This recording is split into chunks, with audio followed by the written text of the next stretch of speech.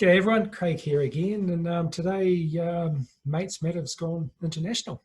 Admittedly, it's just across the ditch, but today we're lucky enough to have Anthony Gordon from Nothin But Shorts joining us. And I was trying to figure out how to put into words what you do, Anthony, and I pulled this off the internet, and it just says, Sydney-based film artists that specialise in exceptional storytelling through moving image.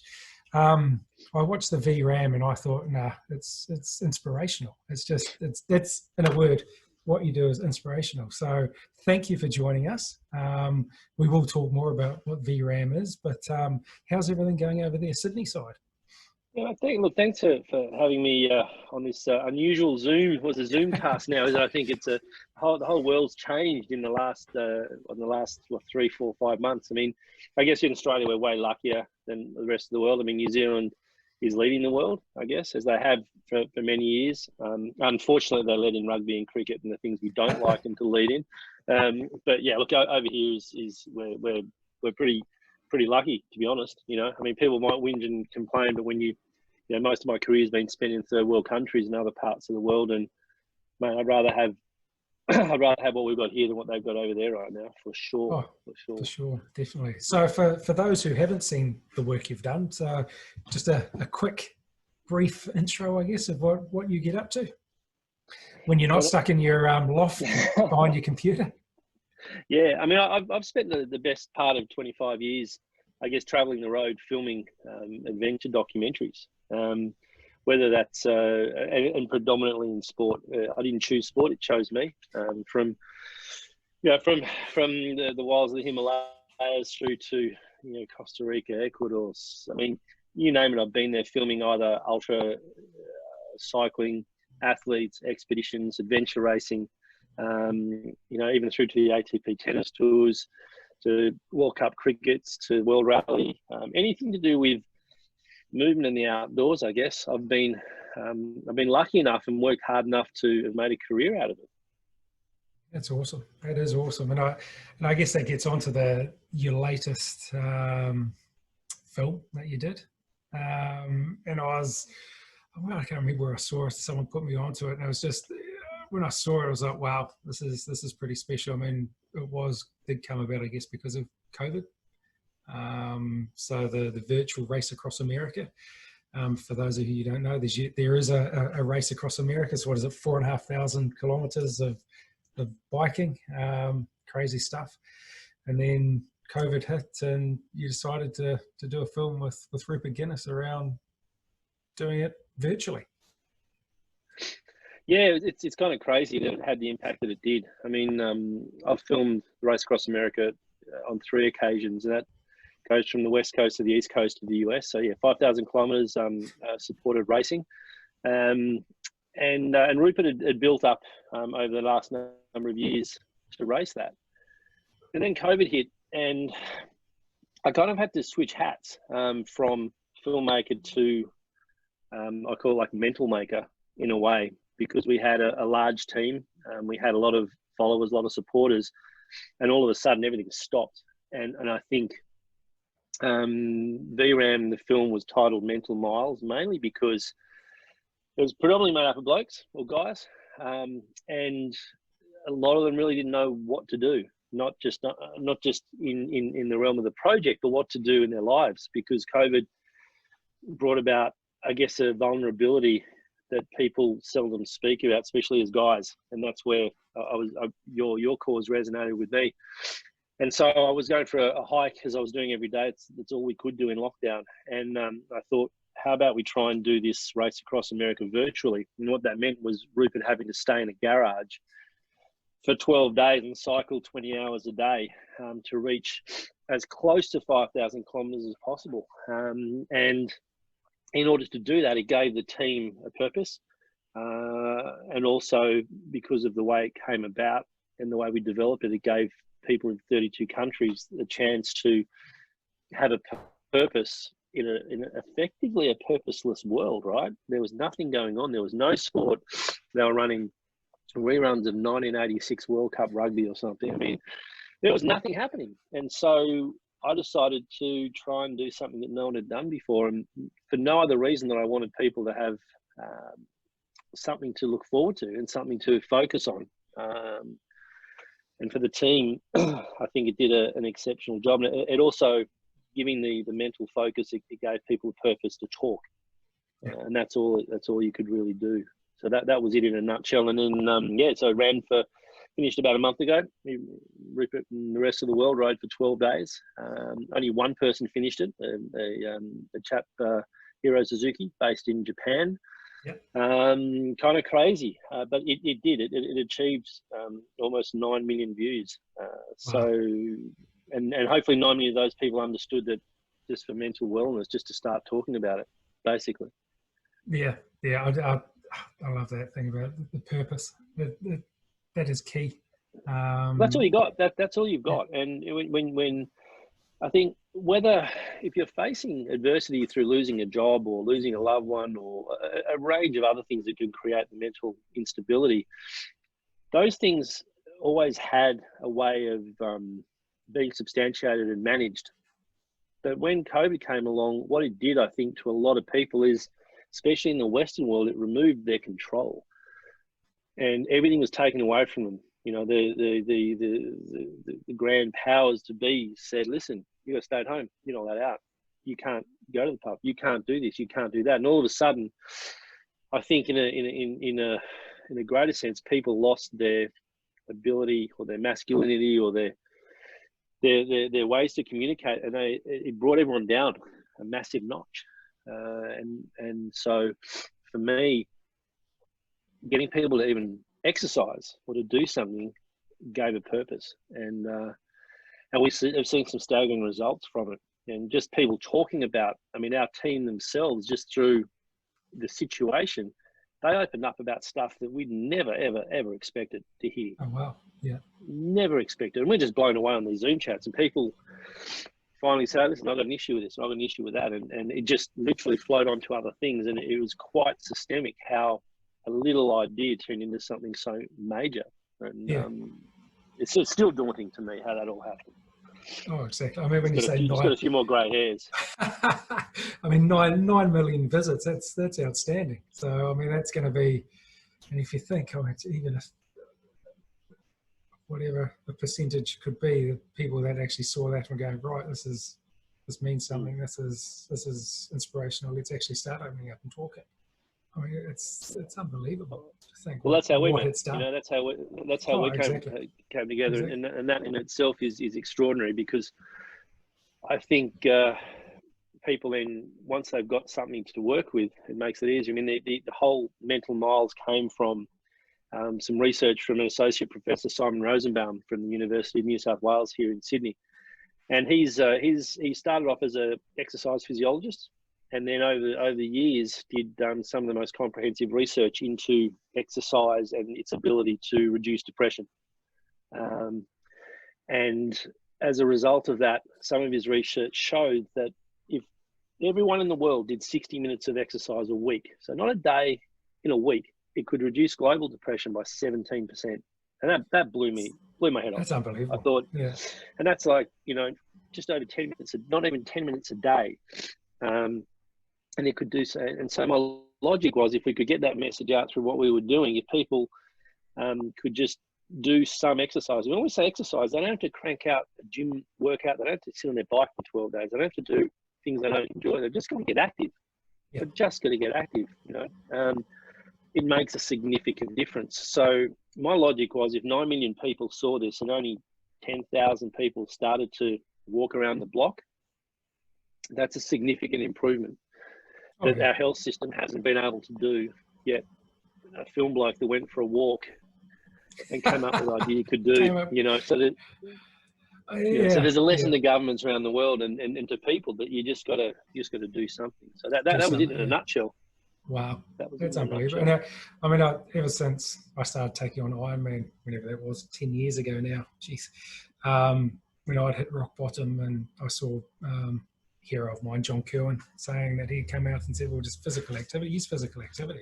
I didn't have a clue about science or anything behind it. I just knew that I'd get out for a run or a bike ride or a walk, or just get out and do something, and I'd come home and it'd be great. I'd just feel awesome. I know now that it's one of my main tools, and it's something I'm passionate about, is telling people that, hey, if you are feeling a bit, I don't know, in a rut or feeling a bit meh, just go and do something. Yeah, it doesn't take a lot. And so, I mean, Simon's research, he's gone across all areas, and it wasn't just, it was never with athletes. It was never even with fit people. It was with sedentary people who were coming back from rehab. And so I thought I'd try and push that a bit further. And Sunto came on board with their fitness watches to allow a test group amongst the team to monitor two simple things. They monitored their resting heart rate when they got up and how they felt from 1 to 5. And then after they did any exercise, they just had to give us their elevated heart rate to show that they did exercise and how they felt. And in 100% of the cases over the 3 months, everyone felt better as a result of exercise. Now, some people just walk their dogs. Other people went for a 100K cycle. For me, I would go and do laps in the pool. Everything would work. Now, there's a lot of science they're still trying to work out as to why, but it doesn't matter. The fact is, it actually allowed people to feel better. And some of the team had significant issues, and it made a big difference. So when we put the project on, we didn't align with the charity either. We wanted everyone else to raise money for their own causes, and that was in the tens and hundreds of thousands of dollars that were raised based on people actively doing something. And the funny thing is that they were riding a bike in garages and in houses. They weren't moving. So it's the most successful cycle event that never went anywhere. People didn't move, So I think even if, some people got on a trainer for 15 minutes a day, that's all they did. Wow. It had a significant increase in their ability to process what was going on around them. And a lot of times with the mental health side of things, especially when you're talking to your mates, and you brought up in Australia, New Zealand as guys, you don't really talk about your issues, do you? You just do it. No. But now it's something tangible. It's like, well, let's just go for rather than meeting in a coffee shop, let's walk down there. Well, let's do something. And you've got something tangible to say, well, rather than if you're dealing with something, you can deal with it better. Even if people don't want to talk about the fact they've got an issue, there's a way to do something which allows them to then quantify, well, I've got some stresses here, but I'm dealing with it better because I feel good. Yeah. And so we're kind of putting a placebo effect that you can feel better without having to talk about it, but just exercise with your mates instead. Yeah. You know what I mean? Yeah, exactly. And I think that's my take out of this whole thing. It's if you're active and you're doing things and you still don't want to talk about it, because there's some people that will never talk about it. Some guys 100%. And you can't make that happen. It's part of Simon's research. He showed that years ago in Australia, we had the whole Life Be In It campaign that says, well, if you exercise, you won't die of cancer or you won't have a heart attack. And he found through his research that if you associate the negative with the positive, people just won't react. And so there's some people that won't talk about things, and look at our parents' generations. Those guys never spoke about stuff, and they never will. Exactly. But if you can encourage them to look, we know there's an issue. You don't want to talk about it. Let's go for a hike or a ride or a tramp or whatever. And all of a sudden it feels better. That's the result, right? Oh, heck yeah, definitely. And that's the thing. I mean, there is that stigma still. Unfortunately, it's that hard nut, take a concrete pill side of things. But geez, if you can, I don't know, spread the word and get it out there that, hey, just as a collective, go out and do something. And obviously you don't have to talk about it, but usually when you are out and about and stuff, that's when things do seem to, it's just that, unforced, natural, just chatting, I guess, at the end of the day. It is. Like my own self-research is when I've been filming ultra events for so long, that there's the 72-hour mark is my magic number, like 72. After 72 hours, there is not one human on the planet that won't open up about everything if they're competing in an ultra distance event. There was not one. It just, you're right. Exercise has a level. It has a way of breaking you down and saying, okay, like if you really if you were a therapist and you were trying to treat a bunch of guys, take them on a 72-hour ultra walk or whatever, and after 72 hours, boom, it's gonna all happen. I mean, you can't hide it. Your body just can't sustain holding it in for too long. It's just better. And that's where, I mean, when I make my films after after the 72-hour mark is when I get my best dialogue. Where you get your, So I don't talk shit before then. It's just, you just wait. You just wait, you know. And yeah. The same happened with Rupert. I just left it 3 days. 3 days was his hump day, and after that, it's like, boom, it just all flows like water out of a tap. Yeah. So then what's next then? It's obviously not going to stop here. It's going to be more coming on and things like that. Yeah, look, I mean, obviously my world's changed because we're sort of stuck in Australia for probably the next 200 years until the next ice age, I think. And we might be able to get to New Zealand. But yeah, what we're looking at doing, me and Rupert are taking, is it's strange when you finish something like this, it can be very successful, but then you're left in a bit of a quandary yourself, because success can be just as debilitating as failure.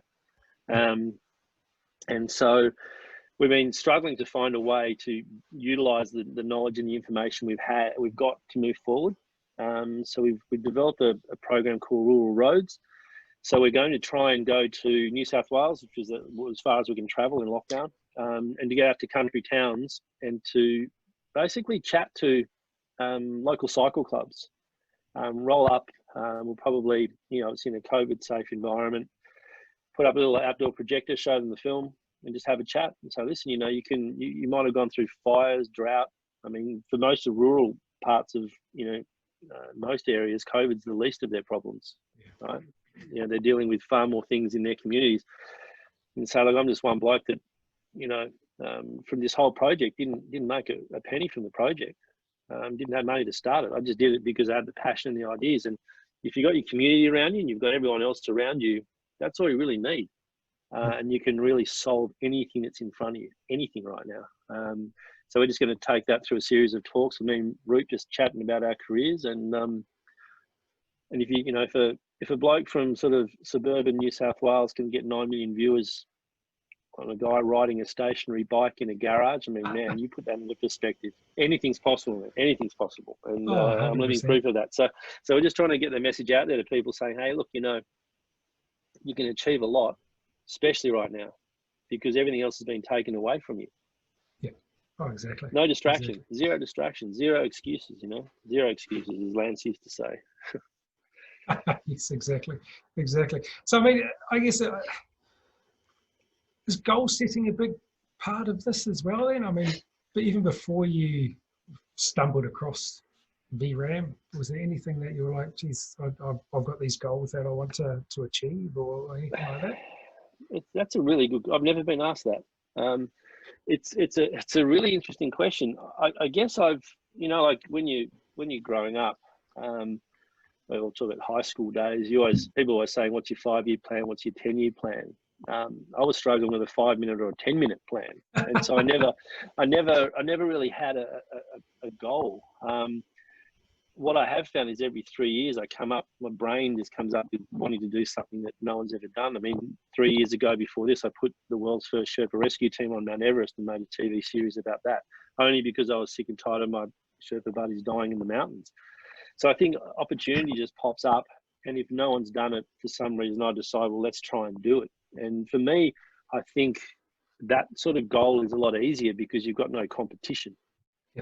You can't, it's not like in athletic pursuits, you've got Strava, or you've got your personal best, or you've got your goals. You're always competing against someone. If you've done something that no one's done in the world, you're just competing with yourself. Yeah. So I think that is a goal, I guess, as a random sense. If you do something no one's done, like if you're in a hole and you just can't get out of it, you're just competing with yourself. So for me, I've never really set goals because I don't really understand them. That's just the way my brain works. I think, I think I've set myself challenges rather than goals. Yeah. And if I knew what was happening next, it would scare me. I mean, I think part of the being in business yourself for 20 years, doing what you do, is not knowing. And I think if you ever had a script in front of you, I'd probably fuck it up, basically. Brilliant. But I guess, I mean, that what you're saying, there's no sort of ceiling that's going to stop you. I mean, the sky's the limit sort of thing, isn't it? If you're only battling against yourself, I mean, we can do anything. We 100%. we put our minds to it. look, I've learned that from, I mean, one of the greatest Kiwis I've met, a guy called Mike Allsop, who's a captain with Air New Zealand over there. And I first filmed him do the world's highest marathon in New Zealand, in Nepal. And, and he used to talk about that as well. And we got to meet some very, very, I guess, impressive Kiwis over there. And I think the Kiwis do it better than most because the main reason is that you're quite isolated. You've got a small population, small community, and you've got to do things for yourself. And when you look at the success of most of the Kiwi sporting teams, mathematically, it doesn't make sense. But it happens because you can rely on yourselves and your self-sufficiency. Even going back to the Maori cultures, you know, they had to fight off how many invasions, you know, and people always talk about Vikings, but they never talk about the Maoris. And I think if you put that into perspective, the resilience is in the blood there. You've just got to dig deep enough and find it. And I think, you know, in relation to that, yeah, there is no limit.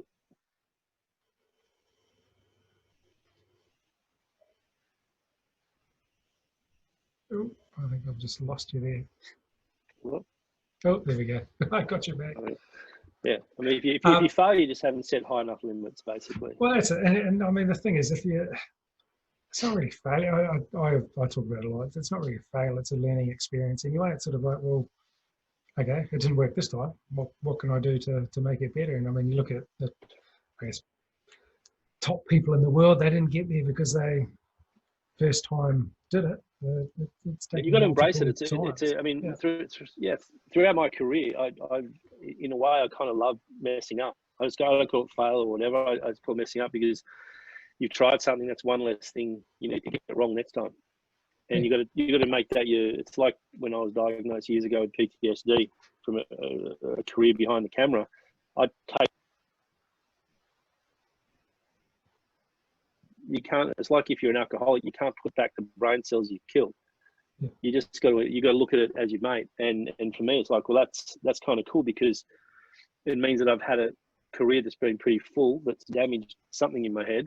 And you go, that's kind of cool. So let's try and push it a bit further. I mean, what do you got to lose? You have nothing to lose, right? Exactly. You really can't. You can't lose. So, you know, failure is normally attributable to other people's opinions. Oh, 100%, definitely. And that's the thing. I think we probably listen too much to other people's opinions on us and things like that. I mean, at the end of the day, we've only got a limited amount of time on this big rock that we're on, so we might as well make the most of it.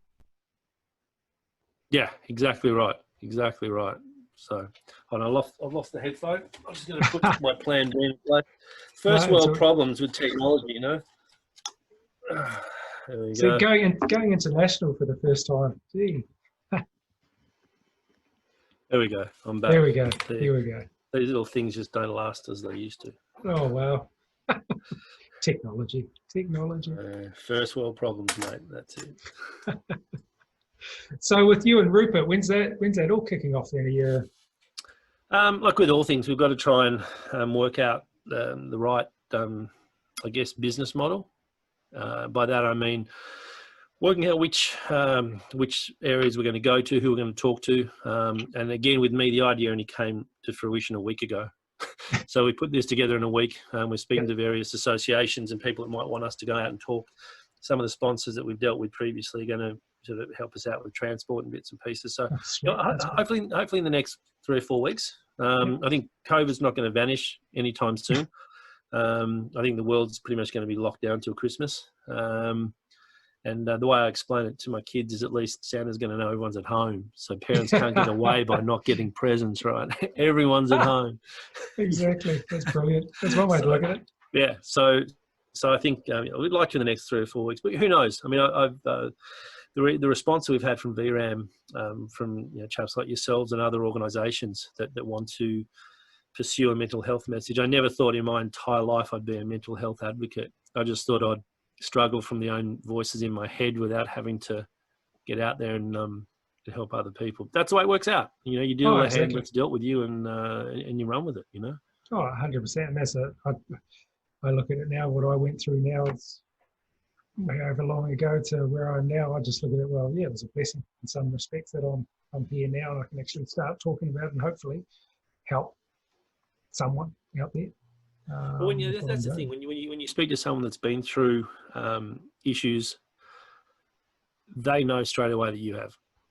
You don't have to. It's not like picking up a chick in a bar where you've got to try and convince her that you're the greatest guy on earth. When you meet someone that's been down the hole that you've been down, they know straight away. Oh yeah, for sure. It's instant. It's not even a discussion. So you can basically get to the business end of the deal without having to go through all the shit. And I think that's what's really important with guys that are facing issues that they don't want to talk about. When you meet a bloke that's had the same dramas, instantly it's like, okay, let's get through. How do you deal with this? What do you do in this situation? It's simple. No, there's no foreplay there. It's just straight in the meat of it. And I think that's what a lot of people need to really sort of take a step back and go, okay, it's all possible. And that was the message that Rupert was putting across when he was doing the writing. It's like he had a lot of his own issues that he writes about in his books. But by doing this, it allows him to address it, and he does it step by step. And I think as long as you start talking, then you're a long way away from where you need to be then. Yeah. Oh, that's exactly right. That the campus is the hardest step, but I think it's the biggest and best thing you can do. So just open up. Totally. And it's not a vulnerability either. You know. Oh hell no. Sometimes it's a matter of sharing ideas. You don't need to break down in tears in a corner for it to achieve something. A lot of the times that does achieve stuff, but a lot of times it can actually work against you. You know, and there's a lot of really cool programs now that are coming out that allow people to deal with stuff. You know, and they've just got to articulate it. It's not beyond anything. So I think a lot to be said is you don't have to talk to your family. You can talk to your mates. Oh yeah, 100%. You know, and a lot of times it's better because, you know, I think secrets are a lot safer with mates than they are with your family. Well, in Australia and New Zealand they are anyway. For sure. But it's I think it's probably, I think I'm going to be just about kicked off Zoom shortly. So is there anything you want to end with or anything like that? Is there anything any message you want to pass on? I'll at the end of the video, I'll check out the link to the. Yeah, I might look, if anyone's got any questions, just I'm happy to answer anything, you know. I mean, because I've been there, I've done that, and if someone can benefit from it, mate, happy to chat to people. Whatever it takes, because if you chat to one person, you might be saving one person. That's all it means. Oh, so, yeah, exactly. So whatever it takes, then we're on the same boat, mate. Same boat. Brilliant. Well, thanks so much for your time, and we'll catch up again soon. Pleasure. Bye, mate.